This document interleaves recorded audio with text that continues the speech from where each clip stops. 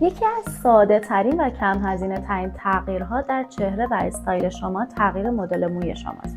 پس بیا تا بهت بگم چه مدل مویی بیشتر به فرم صورتت.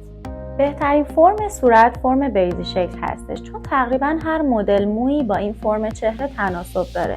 مدل موی کوتاه، بلند، چتری، همه اینا گزینه‌های مناسبی هستن. یکی از مدل‌هایی که خیلی به این فرم صورت میاد مدل بیبی بنگ هستش.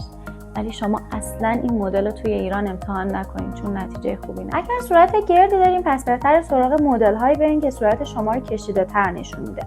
مدل موی لیر با چتری کنار رفته بسیار انتخاب مناسبی برای فرم صورت گرد. اگر فرم صورت شما حالت قلبی شکل داره پس در انتخاب مدل مو دقت بیشتری داشته باشید.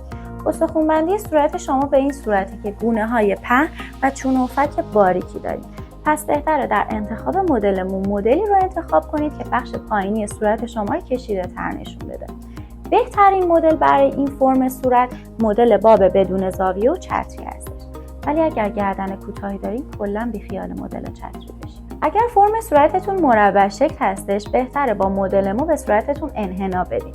بهترین مدل واسه این فرم صورت مدل باب زاویه دار هستش. مرسی که تا اینجا با من همراه بودین. امیدوارم که این مطالب واسهتون مفید بوده باشه.